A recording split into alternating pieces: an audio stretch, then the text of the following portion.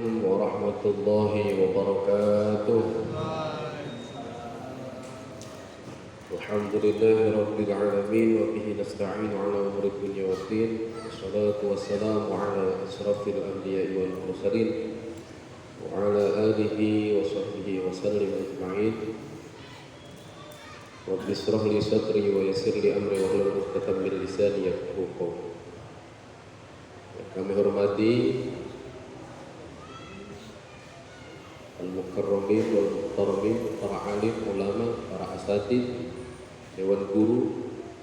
Pertama yang kami hormati Ketua DKM Masjid Jami' Al-Fitrah Bapak Kiai Haji Sam'ul Hadi, wa ta'alallahu bituli hayatih. Mudah-mudahan Allah panjangkan umurnya dalam sehat dan taat kepada Allah Subhanahu wa ta'ala. Kami hormati, terima kasih Ustaz, Bapak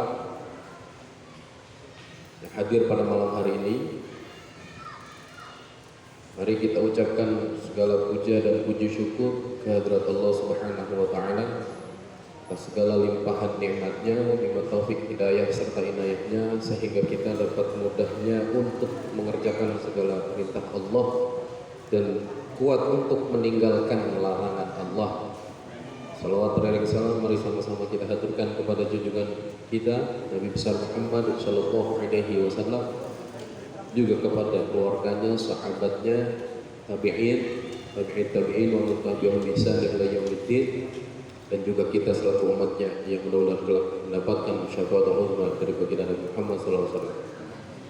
Mari kita awali pertemuan pada malam hari ini dengan ummul Quran suratul Fatihah, agar kajian kita pada malam hari ini, ngaji kita pada malam hari ini di dalam keridhaan daripada Allah Subhanahu wa ta'ala. Dan apabila ada yang punya hajat, mudah-mudahan Allah ijabah hajatnya berkat karena kemuliaan ilmu yang kita bahas pada malam hari ini. Biridha'illah wa li syafaati Rasulillah. Al-Fatihah. A'udzu billahi minasy syaithanir rajim. Bismillahirrahmanirrahim. Alhamdulillahi rabbil alamin. Ar-Rahmanir Rahim. Maliki yaumiddin. Iyyaka na'budu wa iyyaka nasta'in. Ihdinas siratal mustaqim. Siratal ladzina an'amta 'alaihim ghairil maghdubi 'alaihim waladdallin. Amin. Bismillahirrahmanirrahim. Bidayati ta'lim wa ta'allum wal ifadah wal istifadah wa nafa'ali tika'adu wa didina wa waladikum wa watina wa watikum wa watil muslimin ajma'in. Al-Fatihah. أعوذ بالله من الشيطان الرجيم. بسم الله الرحمن الرحيم. الحمد لله رب العالمين. الرحمن الرحيم. مالك يوم الدين. إياك نعبد وإياك نستعين. اهدنا الصراط المستقيم. صراط الذين أنعمت عليهم غير المغضوب عليهم ولا الضالين. آمين. مولاي صل وسلم دائما أبدا على حبيبك خير الخلق كلهم. هو الحبيب الذي ترجى شفاعته لكل حول من الأحوال مقتحم. يا ربي بالمصطفى بلغ مقاصدنا واغفر لنا ما مضى يا واسع الكرم. Mohon ziyadah Fatihah. Lupa saya, yang anaknya kawan kita ya, Ustadz Firman itu lagi sakit. Kemarin sempat dirawat hampir 2 minggu tuh. Sekarang sih di rumah. Ya, mudah-mudahan segera pulih, sehat. Ya, mudah-mudahan dengan Fatihah ini Allah angkat segala penyakitnya. Allah sembuhkan sebagaimana sedia kala. Billahi syifaa wassalamu al-Fatihah. A'udzu billahi minasy syaithanir rajim. Bismillahirrahmanirrahim. Alhamdulillahi rabbil alamin. Arrahmanir rahim. Maliki yaumiddin. Iyyaka na'budu wa iyyaka nasta'in. Ihdinas siratal mustaqim. Siratal ladzina an'amta 'alaihim ghairil maghdubi 'alaihim waladdallin. Amin. Nguk. Bismillahirrahmanirrahim. Qala al-mu'allifu rahimahullah wa nafa'ana bihi wa bi 'ulumihi fid dharain. Amin. Hadis yang keempat ini.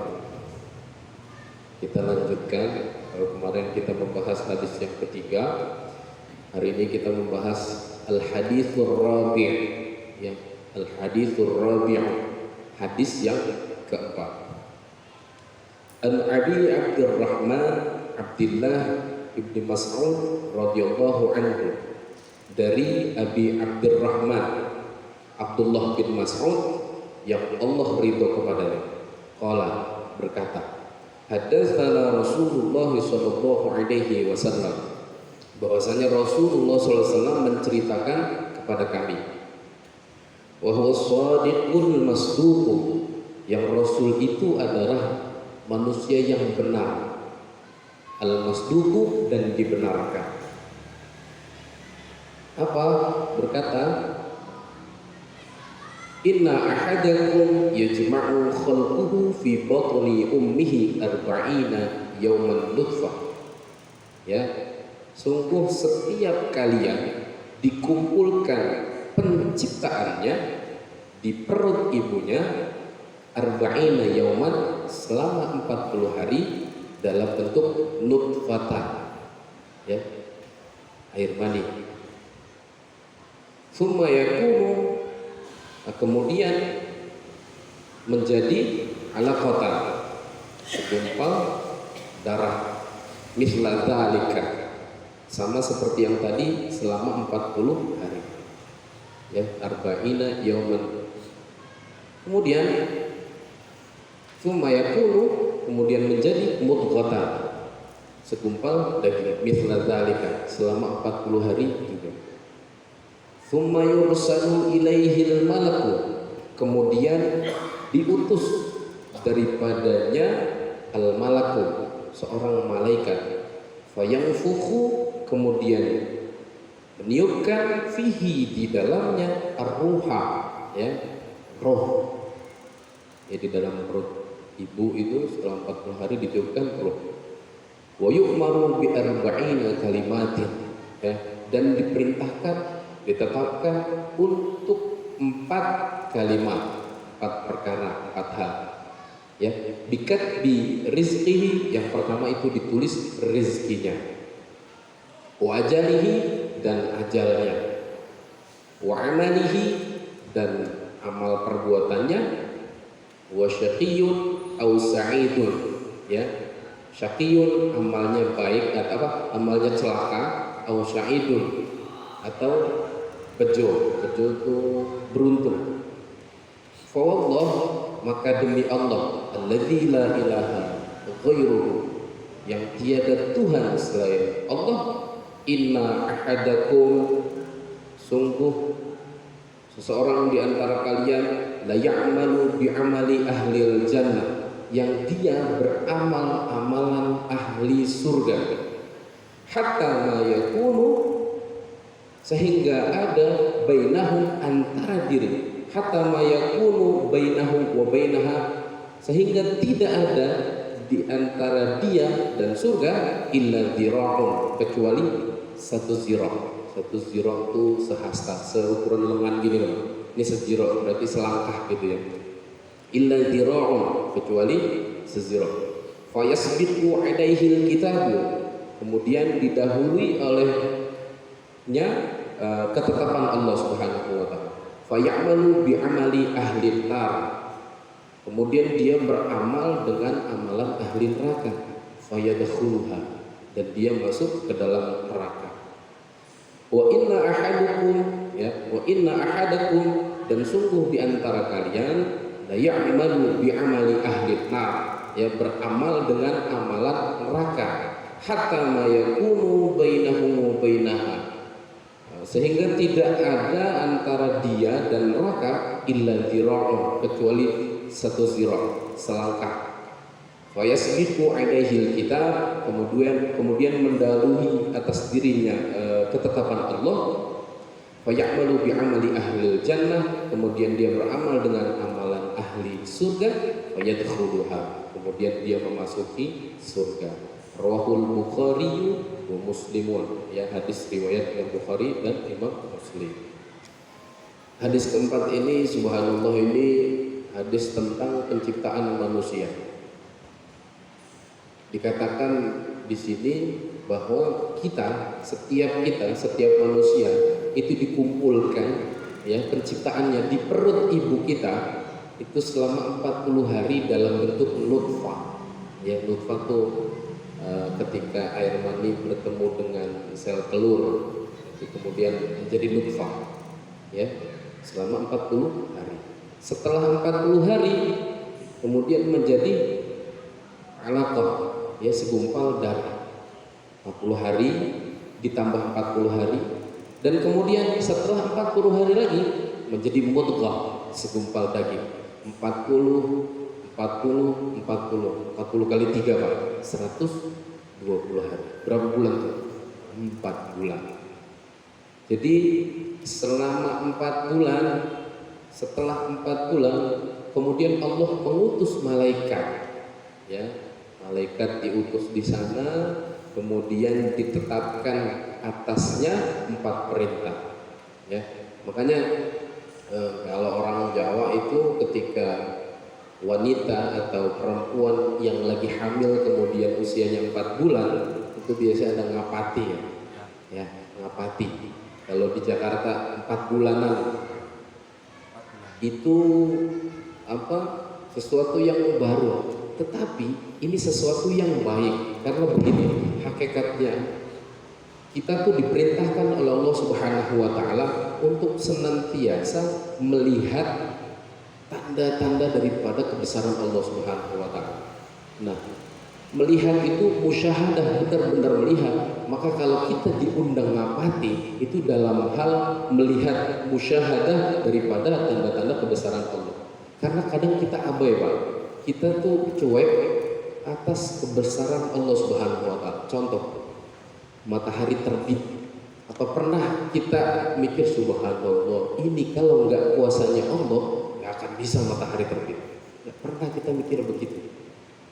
Kemudian pohon yang tumbuh menjadi besar, pernahkah kita mikir ini kok dari tunas kemudian tumbuh besar, kemudian daunnya banyak dan tumbuh buahnya? Nggak pernah kita berpikir sampai segitunya.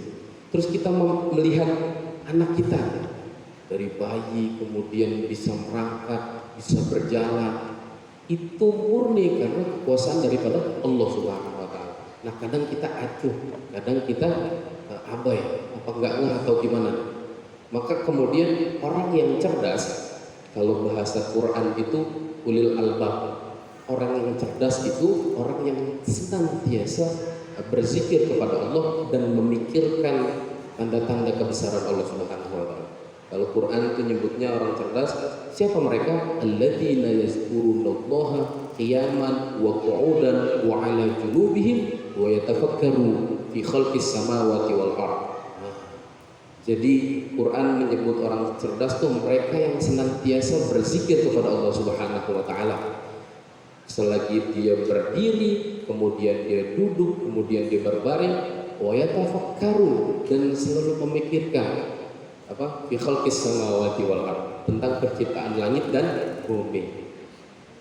Makanya ketika perempuan usia 4 bulan, ya kita nih yang sudah keluarga, terus ya perempuan lah kalau lagi hamil 4 bulan itu biasanya lebih cantik, lebih bercahaya. Karena apa? Karena Allah utus satu orang malaikat ke dalam perut perempuan. Jadi ketika wanita hamil usia 4 bulan itu di dalam perutnya ada malaikat, Pak. Masya Allah. Ada malaikat, benar-benar ada malaikat. Makanya kemudian terlihat lebih cantik karena malaikat kan tercipta dari cahaya, nur, cahaya, bercahaya. Wanita hamil itu bercahaya. Subhanallah. Ya Allah utus malaikat di dalam perut. Makanya ngapati itu dalam rangka mendoakan. Ya di sana biasanya ada zikir tahlil, kemudian ada pembacaan maulid. Itu berharap bahwasanya ketika dituliskan 4 perintah, 4 perkara itu ditulis yang baik-baik. Ya. Karena saat usia 4 bulan kan ditulis tuh, ditetapkan 4 hal tadi, ya, rezekinya, ajalnya, amalnya, terus dia nelangsa, ya, celaka atau dia beruntung, itu ditetapkan di usia 4 bulan. Ya, 4 bulan tuh. Makanya nggak apa-apa, udah dijalankan aja, yang sudah baik dijalankan. Ngapati itu nggak bid'ah. Kalaupun bid'ah hasanah. Karena di sana isinya silaturahmi, kemudian pembacaan doa. Kita berharap, kita berdoa kepada Allah Subhanahu wa taala agar Allah menulis baik cabang bayi di dalam perut ibunya. Subhanallah. Ya, kemudian di umur 4 bulan juga Allah tiupkan di dalamnya ruh. Ya, tadi dijagain malaikat, kemudian ada ruhnya. Yang malaikat itu nggak pernah ada satu riwayat malaikat itu keluar setelah 4 bulan masuk di perut ibu, kemudian keluar gitu setelah 4 bulan, nggak ada. Jadi itu menemani si jabang bayi sampai dia lahir. Malaikat itu. Kita itu lelaki nih ya, kalau bapak itu nggak ada malaikat sampai masuk ke badan kita, enggak. Paling ya kanan kiri doang ini yang mencatat amal baik dan buruk. Tapi perempuan rahimnya itu dititipkan kehidupan di sana. Makanya ada malaikat yang menjaga cabang bayi. Makanya orang yang sudah usianya 4 bulan kehamilan itu ketika dia aborsi itu sama dengan membunuh muslim. Karena ya kan masih suci gitu ya. Karena di alam roh itu semua itu dipersaksikan, diambil kesaksiannya. Alastu bi rabbikum, Allah nanya begitu tuh. Apakah aku ini Tuhan kalian? Qalu bala syahidna. Ya, kami berkata, kami bersaksi bahwa engkau Tuhan kami. Maka bayi yang sudah 4 bulan kemudian dilakukan aborsi itu sama dengan membunuh, dan membunuh seorang muslim. Dosanya besar. Makanya hindari yang seperti itu. Ya, kemudian ditetapkan 4 hal. Ya, yang pertama bikat di rizkihi, ditetapkan rizkinya. Ini rizkinya, ini orang gampang atau seret, itu pas masih umur 4 bulan itu Pak. Ini rizkinya, ini mau jadi kelak nanti dia menjadi presiden, atau dia menjadi PNS, atau dia menjadi tukang ojek begitu misalnya, atau dia menjadi tentara. Itu ditetapkan rizkinya, ya, rizkinya ditetapkan. Kemudian wa ajalihi, dan ajalnya. Ajal itu kematian berarti waktu. Jadi waktu kematian itu tidak bisa dimundurin, nggak bisa dimajuin. Ya, pernah ada satu kisah Nabi Sulaiman saat itu lagi ada tamu. Nah, tamunya ini ada yang ngeliatin. Ternyata malaikat Israel. Dia ngeliatin aja. Ini dalam cerita ini ada di kitab Majalis Usaniyah kalau nggak salah. Ya. Nah, ini orang ini minta sama Nabi Sulaiman, wahai Nabi Sulaiman, engkau kan bisa mengendalikan angin. Dari tadi ada yang melihat ke saya, matanya penuh matanya nggak enak lah. Saya nggak nyaman dilihatin dia. Saya nggak nyaman dilihatin dia. Pindahin saya ke tempat yang jauh. Dipindahin sama Nabi Sulaiman. Pakai mengendalikan angin sampai ke India. Nah, kemudian yang tadi ngeliatin langsung terbang ke India dan dicabut nyawanya. Nah, itu malaikat Israel yang mencabut nyawa. Karena malaikat Israel juga, ini orang ditakdirkan mati di India, tapi kenapa masih di sini, masih di Palestina gitu ya, Nabi Sulaiman ya, kerajaannya dia kan, kenapa masih di sini? Maka kemudian ketika Nabi Sulaiman menembangkan dia ke India, dan di sana benar kematiannya di sini dicabut oleh malaikat Israel. Kemudian ditetapkan juga wa amalihi, amalnya, wa syaqiyun au sa'idun, ya, dia beramal yang baik atau yang amalnya nih dia beramal baik atau beramal buruk, itu ditetapkan sama Allah. Makanya benar ngapati itu ya penting Pak. Ya mudah-mudahan berkat ngapati itu ngumpulin orang-orang mendoakan anak yang di dalam kandungan itu, Allah menulis yang baik-baik aja, ya. Jadi di sini nih wasyaqiyun, ya dia celaka, au sa'idun atau bahagia atau beruntung. Ya mudah-mudahan dia sa'idun, beruntung, karena dibacakan maulid di sana. Kemudian fawallah, maka demi Allah, allazi la ilaha ghairuhu, yang tiada Tuhan selain dia, selain Allah. Inna ahadakum la ya'malu bi amali ahlil jannah, ya. Ini orang benar-benar udah beramal amalan surga, amalan ahli surga. 5 waktu bagus, setiap hari ngaji, tiap zakat pasti dibayar. Pokoknya amalan dia tuh kayak amalan surga, amalan surga, gitu kan? Hatta ma yakunu bainahu wa bainaha illa dirahum, bahkan sampai kayaknya ini nggak akan nih masuk neraka nih, karena dilihat itu, wah ini surga, ini pasti orang masuk surga. Bahkan dia sama surga kayak selangkah, udah pastilah ini masuk surga. Sholatnya rajin, ibadahnya rajin, gitu kan?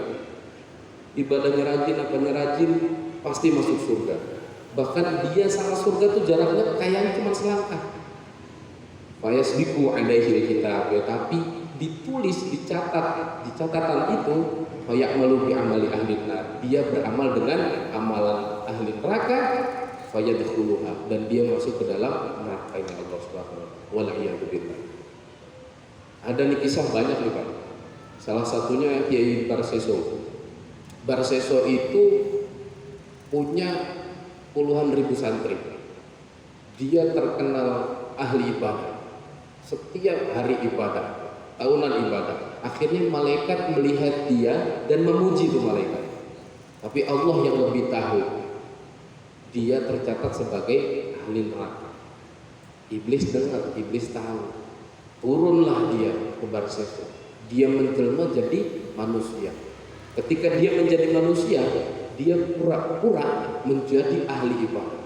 3 hari 3 malam ibadah, nggak tidur, nggak makan, pokoknya full ibadah. Barseso melihat seperti itu, takjub. Kok bisa kamu ibadah tanpa makan, tanpa minum, full ibadah menyembah Allah Subhanahu wa ta'ala. Nggak keganggu makan, nggak keganggu minum, nggak keganggu ngobrol, full ibadah kepada Allah Subhanahu wa ta'ala. Kata iblis yang nyamar jadi manusia, karena aku dulu pernah melakukan dosa, makanya setelah aku berdosa dan aku bertobat, aku lebih takut kepada Allah Subhanahu wa ta'ala. Makanya kamu kalau mau lebih takut kepada Allah, melakukan dosa aja. Wah, saya puluhan tahun, saya dari lahir nggak pernah melakukan dosa, kata Barseso begitu. Nggak pernah saya melakukan dosa sekecil apapun. Saya senantiasa beribadah kepada Allah. Lakukan dosa aja yang kecil. Ada 3 dosa nih: membunuh, memperkosa, berzina, atau minum khamr. Pilih yang mana? Udah dosa kecil aja, minum khamr. Dia minum itu khamr, dia minum itu khamr, dia pilih minum khamr, biar dia nanti berbuat dosa. Kalau dia sudah berbuat dosa dan dia bertobat, taubatnya makin mantap, ibadahnya makin mantap, dan dia makin bertakwa pada Allah Subhanahu wa ta'ala. Ini kata iblis. Diminum tuh khamr. Khamr itu diminum di warung yang ngelayanin perempuan. Setelah dia minum khamr, dia mabuk. Setelah dia mabuk, perempuan yang ngelayaninnya diperkosa. setelah perempuan yang lain yang diperkosa, suaminya datang dan dia berantem sama suaminya dibunuh, ditebas sama pedang. 3 dosa sekaligus dapat. Minum khamr, memperkosa, membunuh. Wah, iblis ngadu ke raja saat itu. Ini ada seorang yang namanya Barseso, dia sudah membunuh, kemudian memperkosa dan membunuh. Dihukum, ditangkap, dirajam. Ada riwayat dirajam, dipendem kepalanya doang. Ada riwayat disalib. Ada 2 itu. Jadi kalau saya yang maksud itu dirajam, dipendem palanya, tinggal palanya doang, badannya dipendem, ditimpukin itu. Rajam, hukuman rajam kan begitu, ditimpukin. Iblis datang lagi di sana. Kamu mau nggak saya tolongin? Keadaan kamu sudah kepepet. Kamu saya tolongin. Gimana kamu bisa menolong saya? Kamu sujud saja kepada saya. Ya, kamu sujud saja kepada saya. Gimana nggak bisa sujud saya? Saya sedang dipasung atau sedang dipendem badan saya sedang dengan isyarat. Ya, dengan isyarat kepalanya sujud gitu. Akhirnya dia mau, Barseso sujud. Pas sujud itu dengan isyarat kepalanya nunduk, pas nunduk itu timpukan datang, mati seketika itu. Mati dengan su'ul khotimah, wal'iyadzubillah. Nah, itu seakan-akan kelihatannya ahli surga. Nah, makanya nih kita nih Pak, yang kayak rajin ngaji, seakan-akan kita nih kayak selangkah lagi ke surga.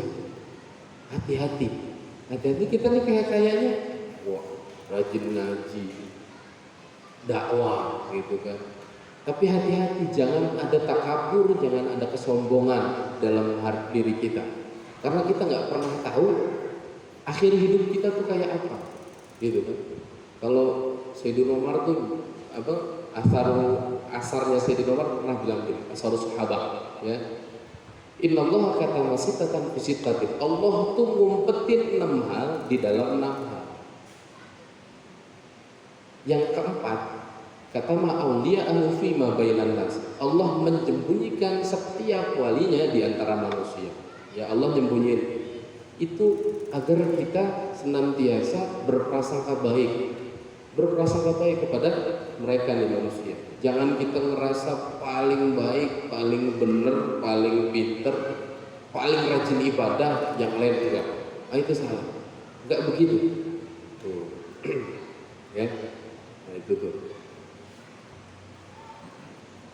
Nah, kemudian sebaliknya, kalau tadi seakan-akan kayaknya ahli surga, tapi dicatat ahli neraka dan dia masuk ke dalam neraka. Nah, ini seakan-akan sebaliknya nih, seakan-akan ahli neraka, bahkan dia sama neraka tuh tinggal selangkah. Tapi di catatan sana yang didahului oleh catatan itu tercatat sebagai ahli surga, dan dia masuk ke dalam surganya Allah Subhanahu wa Ta'ala. Banyak orang, makanya kalau melihat pemabuk yang kayaknya seakan-akan dia nih sekarang lagi jadi ahli neraka, tapi kita nggak pernah tahu kita ini masih sama-sama menuju Allah Subhanahu wa Ta'ala. Kita masih sama-sama menuju Allah. Jadi jangan pernah menghakimi orang yang berbuat salah gitu. Kalau kita mengajak untuk kebaikan boleh, tapi kalau kita mencibir dia, kayak gini ya, man ra'a minkum munkaran falyughayyirhu biyadihi. Lihat kata-kata, man ra'a minkum munkaran, apabila engkau melihat kemungkaran, falyughayyirhu, maka rubahlah kemungkaran itu.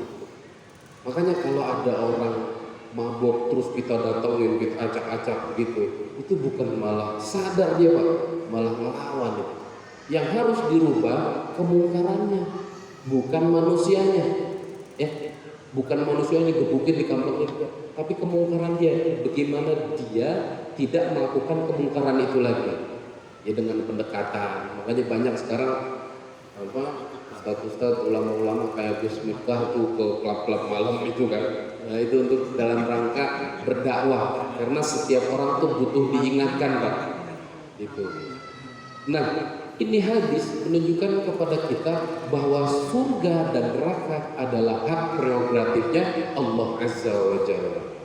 Iya, kita mau seamal Contoh begini, ya Allah saya 70 tahun senantiasa beramal kepadamu, saya layak mendapat surga, gitu misalnya.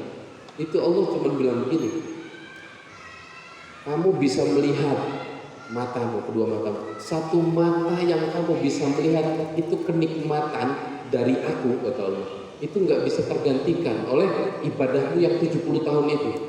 Subhanallah. Coba ini nikmat mata kita bisa melihat, Pak, itu besar gitu. Apalagi bisa berjalan, bisa bernapas, kita dilahirkan ke dunia telanjang, kemudian sekarang pakai pakaian, punya ini, punya itu, ya kan? Jadi ketika kita beribadah, udah beribadah saja. Kita hidup itu mencari keridhaan Allah Subhanahu wa taala. Ya, libtigoan mardotillah, untuk mencari ridho Allah Subhanahu wa taala. Urusan surga dan neraka urusannya Allah, hak prerogatif Allah. Itu. Tapi begini, ya ketika kita berlaku baik, Allah itu maha adil. Ya insya Allah ketika kita berlaku baik dimasukkan ke surganya Allah Subhanahu wa taala. Jadi jangan karena semua sudah dicatat oleh Allah ketika kita usia 4 bulan akhirnya kita malas gak ngapa-ngapain, itu salah. Udahlah begini aja lah, udah takdir kita kan kita nggak tahu, jangan-jangan kita ahli neraka gitu, waliyahzubillah, jangan-jangan ya udah begini aja, akhirnya kita malas-malasan. Enggak, ini dalam upaya kita senantiasa berikhtiar. Kita senantiasa berikhtiar, beribadah, mengerjakan segala perintah Allah dan menjauhi segala apa yang Allah larang untuk mencari keridhaan Allah Subhanahu wa taala. Nah, cari ridho Allah gampang, Pak, ya. Salah satunya ridho Allah fi ridhol walidayah. Keridhaan Allah ada di ridho kedua orang tua. Yang orang tuanya nggak ada, datengin makam, doain. Gitu. Ya. Wallahu a'lam bishawab. Ya, yang sedikit tadi mudah-mudahan menjadi bermanfaat.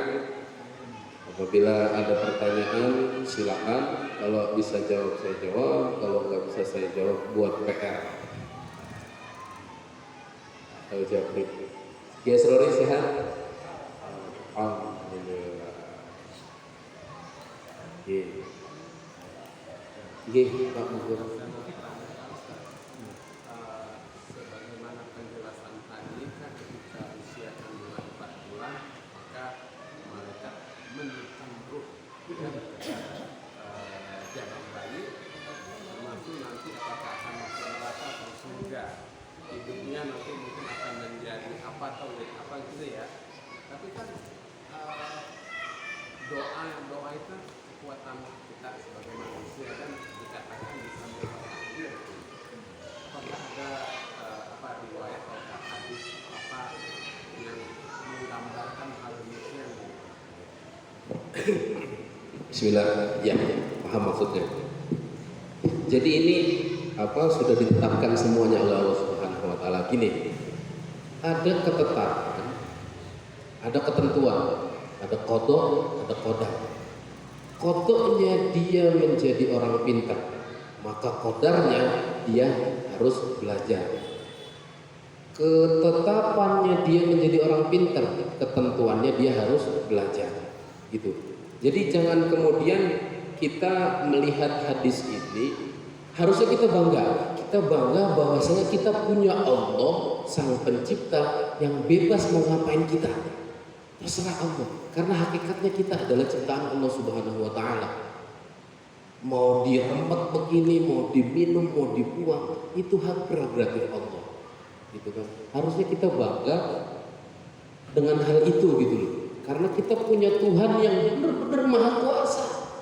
Allah tuh maha kuasa atas segalanya. Cuman buat ngebedain itu kan, kodok dan kodar. Kodoknya dia menjadi orang kaya, kodarnya dia harus bekerja misalnya. Kodoknya dia menjadi orang alim, jadi ulama, kodarnya dia rajin belajar. Apalagi itu kodok dan kodar, kayak gitu. Jadi kalau kayak tadi pertanyaannya adalah doa bisa merubah takdir. gitu kan? Ya bukan merubah takdir sih ya. Jadi semua sudah ditentukan Allah Subhanahu wa taala. Ada dua besar nih, makanya kita terkenal Ahlus Sunnah wal Jamaah Pak. Karena ada Jabariyah, ada Qadariyah gitu kan. Yang satu bilang, udah semuanya ketentuan Allah. Kita nggak punya daya dan upaya dah. Nah, yang satu bilang, semua atas maunya kita. Nggak ada itu campur tangan Allah. Nah makanya kita di tengah-tengah. Maka ketika kita di tengah-tengah, kita katakan bahwasanya saat kita berikhtiar kepada Allah lalu bertawakal. Contoh yang paling nyata, kayaknya kemarin udah kita bahas nih, contoh daripada Ibunda Hajar ibunya Nabi Ismail, ya, ibunya Nabi Ismail alaihissalam. Itu dia mencari air, ya, target dia air. Dia senantiasa berikhtiar kepada Allah dari bukit Sofa, Marwah, Sofa, Marwah, Sofa, Marwah sampai 7 kali Pak. Ya, sampai 7 kali. Buat ukuran manusia biasa yang mudah menyerah itu Sofa, Marwah, udah cukup, nggak ketemu air. Tapi ketika dia berikhtiar mentok kepada Allah Subhanahu wa taala baru bertawakal. Nah, ketika dia bertawakal, langkahnya dihentikan dan dimunculkanlah air Zam-Zam dari sela-sela kaki Nabi Ismail. Tujuannya tercapai. Makanya kalau kita punya tujuan, jangan mikirin apa pekerjaan kita. Ya Allah, saya mau cuman tukang nasi uduk misalnya. Gimana saya mau pergi haji? Jangan lihat ke situ. Ngelihat Allah yang maha besar, yang maha bisa mengabulkan doa kita. Saya pernah didatengin orang itu, Ustaz, saya ini office boy, tidak mengecilkan ya, orang ini datang office boy, kemudian outsourcing pula, udah office boy outsourcing. Saya pengen ini, pengen itu, gimana Ustaz? Itu saya bilang begini, kamu kalau mengukur dirimu, ya nggak akan bisa kamu punya apa-apa sih. Ukur tuh Allah bisa ngasih apa aja. Jangan cuman motor misalnya kamu minta ya. Allah tuh bisa merubah malam menjadi siang, siang menjadi malam. Gampang. Makanya kalau punya sesuatu, punya tujuan, punya cita-cita, itu lihat Allahnya. Lihat Allahnya. Allah maha mengabulkan cita-cita. Sama begini Pak. Nah ini upaya kita berhusnuzon kepada Allah Subhanahu wa taala. Kita berprasangka baik kepada Allah bahwa dulu kita ditulis oleh Allah Subhanahu wa taala yang baik-baik saja. Makanya kita sekarang berkumpul di sini. Ya, mudah-mudahan ini daripada tulisan dulu tuh, kita termasuk orang-orang yang sa'idul, yang beruntung. Ya mudah-mudahan ya. Kita senantiasa berhusnuzon pada Allah Subhanahu wa taala. Ya, mungkin cukup ya. Nggih. Oke, monggo.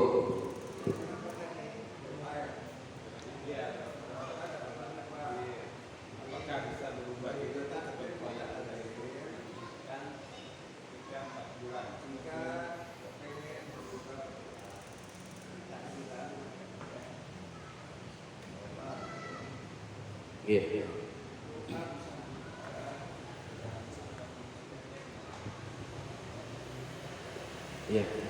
Ya. Ta'lim ya, kita bisa merubah takdir dengan doa. Ya makanya hakikatnya kan gini juga. Kita bisanya berdoa minta baik itu daripada keinginannya Allah. Kita beribadah tergantung 5 waktu. Jangan sombong kita, ini maunya saya bisa bangun subuh, saya bisa sholat zuhur, saya bisa sholat asar, bisa sholat maghrib, bisa ngajar. Sombong sekali kita. Ini karena taufik dan hidayahnya Allah Subhanahu wa taala. Kita dikumpulkan di majelis ini karena taufik dan hidayahnya Allah Subhanahu wa taala.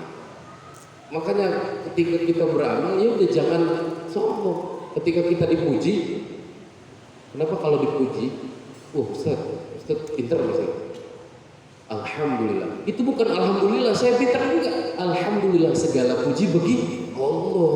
Kembalikan pujian itu kepada Allah Subhanahu wa taala. Gitu ya. Nah, hakikatnya begitu Pak. Makanya ketika kita berdoa dan takdir kita berubah, itu yang Allah pengen. Allah pengen kita berdoa untuk berubah takdir kita. Wallahu a'lam bishawab. Mari kita akhiri dengan doa kafaratul majlis. Bismillahirrahmanirrahim. Subhanakallahumma wa bihamdika asyhadu an la ilaha illa anta astaghfiruka wa atubu ilaik. Rabbighfirli wa liwalidayya warhamhuma kama rabbayani shaghira. Min Allahumma. Apabila ada kesalahan mohon dimaafkan. Wallahul muwaffiq ila aqwamit thoriq. Wassalamualaikum warahmatullahi wabarakatuh. Waalaikumsalam warahmatullahi wabarakatuh.